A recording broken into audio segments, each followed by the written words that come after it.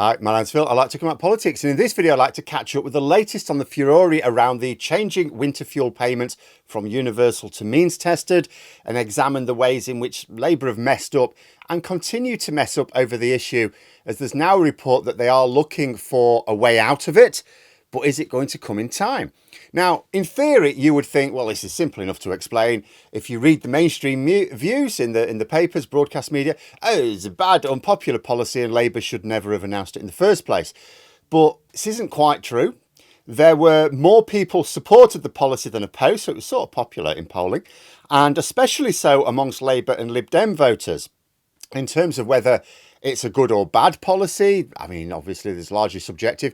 My opinion remains that I have no objections in theory to means testing anything like this, as long as you make sure that everyone who needs it gets it. I keep saying I'd rather some got it that didn't need it than anyone who did need it didn't get it. And this is step one of where Labour ran into an inevitable problem. They actually can't guarantee that everyone who needs it will get it. In fact, it seems quite clear that as things currently stand with the policy, there will be a lot of pensioners who can't afford adequate heating this winter as a direct result of the way that they're implementing the policy. But the politics is what's really crazy. This is the sort of policy that if you felt it was right, you would surely come at incrementally. Like, yes, I get how they're thinking to themselves, well, if you're going to introduce a controversial policy, it's best done early in the parliamentary cycle so that people have largely forgotten about it or seen that it wasn't that bad by the end of it, come the election, sure. But it doesn't mean to say you have to do it immediately. They could have announced it in next year's budget when they'd worked out the details better and made more progress on getting eligible pensioners to sign up for pension credit. In fact, had they done that, had the first step been, let's get more pensioners onto pension credit, which is what they are doing, they'd have been able to trumpet the extra money they were putting into the pockets of vulnerable pensioners. They could actually still do that. I mean, one thing I don't understand is why the leadership, and Starmer in particular, are pushing this line about, oh, we have to risk being unpopular. I was like, no, you're a politician. It's quite the reverse, in fact. You want to avoid being unpopular at all costs. Sometimes when you have to do an unpopular thing, you still want to spin it as positively as possible. You know, why are they not making more mention of the more crowd-pleasing aspects of what they're doing here? It just seems politically weird for a government to actually be doing some things that would be almost universally popular and not mentioning them. I get that the intention is to change this attitude about, in the year or two, that what they're trying to do now is really hammer home that the Tories have left the country in a complete mess and that's why they're having to do all this unpleasant stuff. And then in a year or two's time, they get to say, well, we did all the unpopular stuff, we did that, and now we've fixed it, and now here are the benefits. I get that. But if they're thinking to themselves, well, it worked for the Tories after 2010, they may be forgetting one important detail. The mainstream media do not report on what the Tories do in the same way they do Labour. Labour want this coming budget to be an all-out assault on the way the Tories wrecked the economy over the past 14 years. What it's now become is a battle within the Labour Party itself about a single policy which doesn't actually save anywhere near enough money to be worth it. And it's not just the Labour leadership who are making weird errors here, even though they must accept ultimate responsibility. Backbench MPs are doing themselves no favours. They must have been mad to pressure Starmer into giving a vote in Parliament for this. I mean, why, you think to yourself? Because when the government are going to go ahead with a controversial policy, the last thing the MPs of that party want is a vote on the issue. This is why the previous Tory government avoided votes at all costs. Remember when Priti Patel, as Home Secretary at the time, made a load of amendments to the Public Order Act at the House of Lords stages? Now, why did she put in a load of clauses into her own legislation at that stage? Why didn't she just include it from the start? Because it was all the stuff that even Conservative MPs were deeply uncomfortable with. So what she did is she spared them the need to go on record as supporting them by introducing them after the House of Commons stages. Because of that, there's a load of stuff in the Public Order Act which MPs neither debated nor voted on. Now, I would say that was an abuse of procedure. However, a spending policy is not supposed to be voted on individually. It just doesn't happen. It's part of the budget. MPs will get a vote on that. They get to vote for the budget. Now, if MPs wish to say to the government, look, we have some red lines and this is one of them, we will actually sink the budget if you put it in, okay, they can do that. But MPs vote for the budget, not individual elements of it. And as for the reports of a member of the House of Lords trying to arrange a kill motion to stop it, I've not heard anything so ridiculous for ages. The House of Lords don't vote on money matters. Ever. It's nothing. The budget never goes to the House of Lords. No aspect of a budget ever goes. An emergency budget doesn't go to the House of Lords. They never, ever, ever debate tax or spend issues. Only ever legislation. They may as well try to arrange a vote on what I'm going to have for tea tonight. It's got nothing to do with them. So why Labour have decided to have a vote on this specific part of a budget, which has not even been announced yet, is a genuine mystery to me. It forces Labour MPs to go on record as voting for something that is controversial. MPs don't really want to vote for something controversial.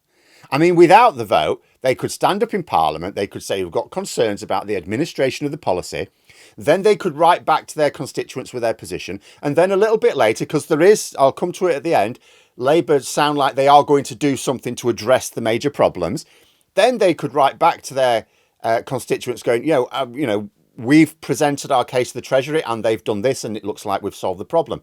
Something very similar happened with the Tories in 2020 when Boris Johnson was trying to take money off like kids in poverty over the summer. My Tory MP at the time wrote back to me, says, look, I don't agree with this position and this is what we're trying to do. And then when, they sort of changed it, wrote back to me going, oh, it's all right now, look. And that's what they could have done. But now they're going to have to vote for it. They're going to have to go on record as voting for it. Because allowing the government to be defeated on it would be way, way worse. Oh, if there's any Labour MPs who think their seat looks a bit dodgy at the next election, letting your own government be defeated like this is going to be much worse for that.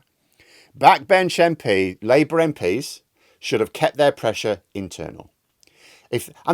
You're in the party of government, for example. It's easy to do that. It's easy to do that.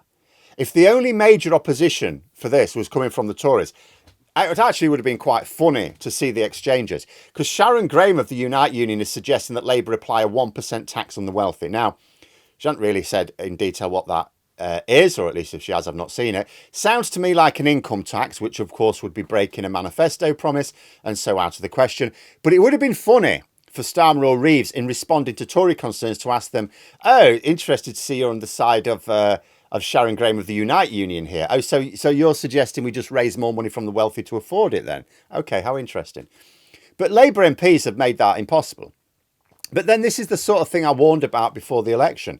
When people kept banging on about this so-called supermajority giving Starmer more power, I said, no, it gives them a headache.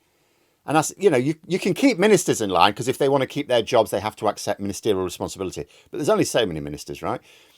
And you do need a load of backbenchers in order to get your legislation passed. So you need about twice as many backbenchers as you've got ministers usually.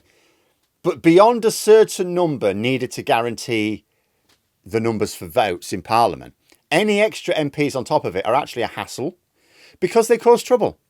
And it was double trouble this time because as a consequence of losing the 2019 election so badly and then winning 2024 so well, Labour have ended up with a massive number of brand new MPs. In fact, over half of their current MPs are brand new to the job. Basically, most of Labour's MPs don't actually know how to be an MP yet. So, of course, they're going to panic and do dumb shit, right? Which is also a failing on the part of the leadership who should have factored that in. This is where the leadership have gone wrong, really. It's not where the mainstream media is saying they've gone wrong. Like on policy, sure, they should have set the bar higher. They could always fine-tune it next year, giving them several years before the election still. But in terms of the politics, their failure is that in their obsession to paint this dystopian picture of Tory Britain, they've ended up laying it on so thick, they've spooked their own MPs who've ended up panicking. It's now a big mess. So what to do? Well, they obviously can't just U-turn. That would be like giving the media the green light to make a massive issue about anything they don't like in future. It also allows the Tory media in particular to say, oh, they've had to admit the mistake on this. When will they admit their mistake on this, and this? It also risks making the leadership look like they're not entirely sure what they're doing. They could set the bar higher. It's like £1 billion they'd have to find somewhere else. There's ways to do that. But they may also feel that that looks like a U-turn as well. The iPaper is reporting something interesting today, that the government are looking at introducing a social tariff on energy bills. Now, that would mean that poorer households would get cheaper bills. Now, in theory, what does it matter? Whether you give money to the households to pay the higher bills or you just make the bills cheaper, as long as it works out at the same value, it doesn't actually matter, right? And as reported, this social tariff would actually appear to apply to some households above the pension credit level, meaning that it could actually solve the problem entirely if they do it right, because it would then get to those people who don't qualify for pension credit, but it's not by much, and they actually still struggle to afford the cost of heating their home. But the issue here is that the details would have to be presented in the budget. This is something, as reported, that the government are thinking of for the budget. Well, the budget's not announced till the end of next month, but this insane vote on the winter fuel allowance is set for tomorrow.